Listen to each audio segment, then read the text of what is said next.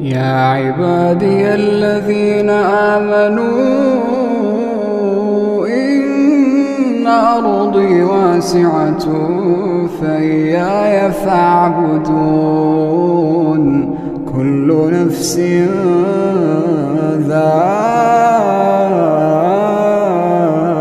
ذائقة الموت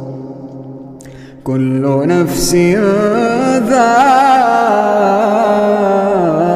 الموت ثم إلينا ترجعون والذين آمنوا وعملوا الصالحات لنبوئنهم من الجنة غرفا تجري من تحتها الأنهار خالدين فيها نعم أجر العاملين.